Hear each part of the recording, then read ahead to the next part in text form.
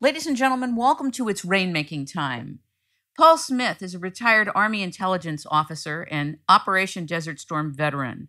Spent 7 years in the Department of Defense's remote viewing program, serving as operational remote viewer, theory instructor and trainer, security officer, and unit historian. Smith has a BA in Middle Eastern Studies from Brigham Young University and an MS in Strategic Intelligence with a Middle Eastern emphasis from the Defense Intelligence College, and is a doctoral candidate in philosophy at the University of Texas at Austin. He is president of Remote Viewing Instructional Services at www.rviewer.com and is president of the nonprofit International Remote Viewing Association. Please welcome in today Paul Smith as he introduces us to the history of remote viewing, the power of remote viewing, the truth about remote viewing, and the opportunity of remote viewing. Welcome, Paul Smith, to It's Rainmaking Time. Thanks. This is exciting. I've been very interested in remote viewing for a long time. And at first, when I thought about it, the ability to see into distant places, objects, people, events, and places, the details of which really shouldn't be supposedly available to us. It was exciting and it was scary at the same time. And I thought to myself, well, then if that's possible, is anything really a secret? And not only is anything really a secret, the question, but does time really exist then?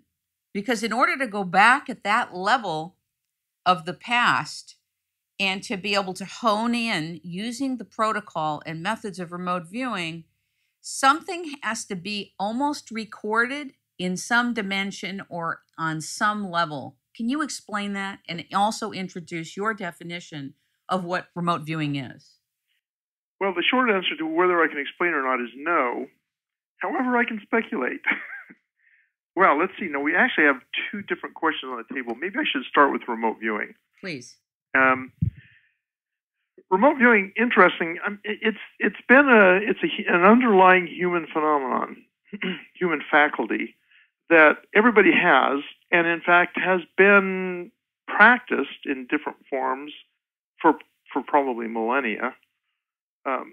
But most recently it was formalized, studied, improved, developed, whatever you want to say, by the U.S. government or on behalf of the U.S. government.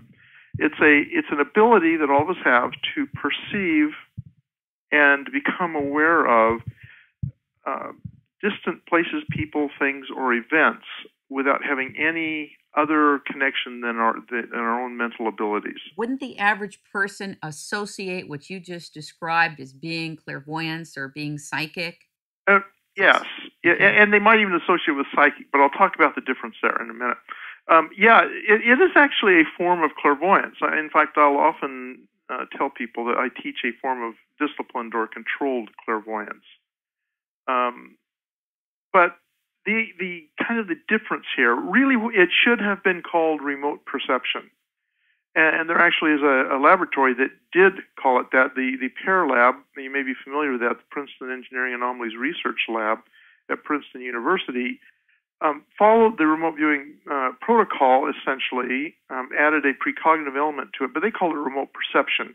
And the reason is this, because it involves not just what you can see, not what you might visualize, but it also involves all the other senses as well. You smell, taste, touch, hear when you're doing a remote viewing session. At least those are available to you. So remote viewing, in a way, is a little bit more than clairvoyance. Clairvoyance, French word for clear seeing or clear vision. And so, again, that focuses more on the visual aspects of it. But remote viewing is a much larger basket of experiences.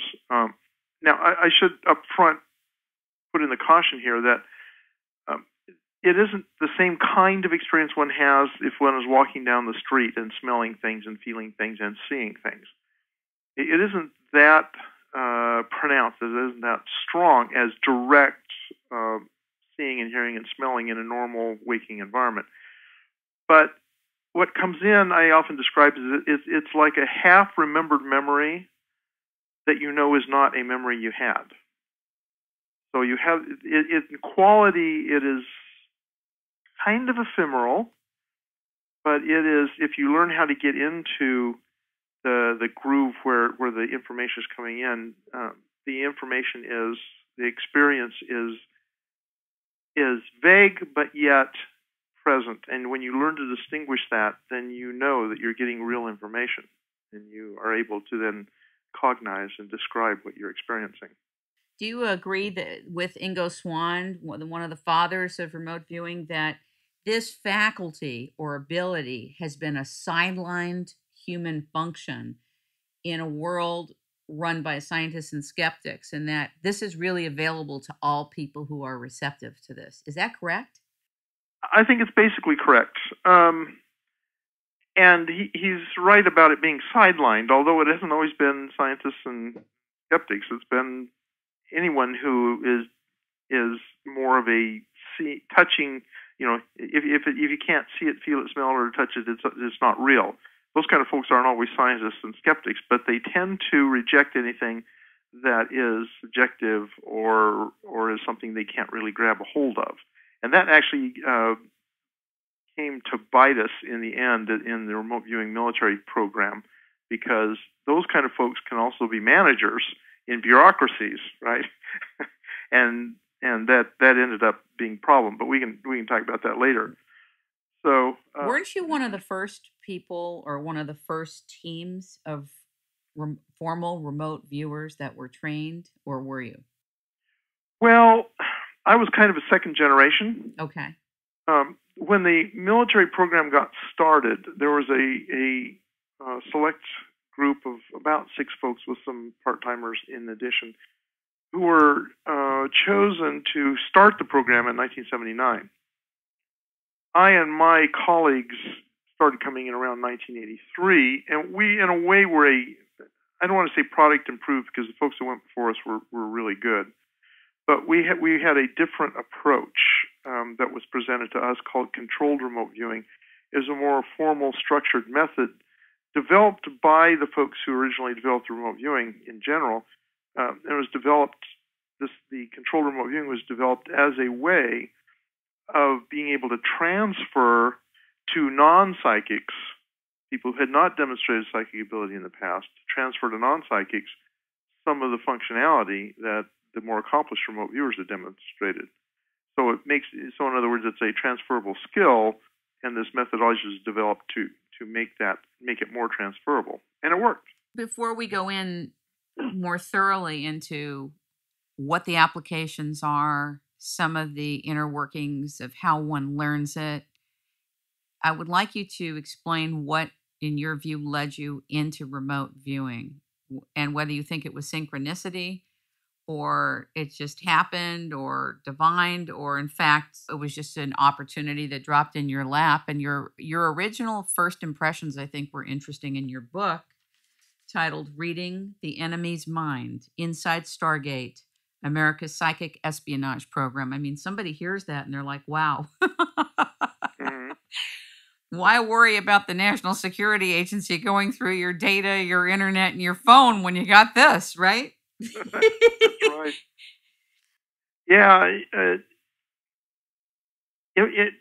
I almost want to say magic rather than synchronicity. How I ended up in the program was really a miracle in a way. The irony is, I was just reflecting on this the other day, that you talk about, for example, the popularization of the manifesting phenomenon in The Secret. The Secret talks about this. The idea is that if you wish for things in the right way, ultimately they may come to pass, right? And of course, it's always an uncertain process. But in my case, it really sort of happened. It was a combination of that old song "Taxi." What was it? I can't think of the musician that sang it, but it was the story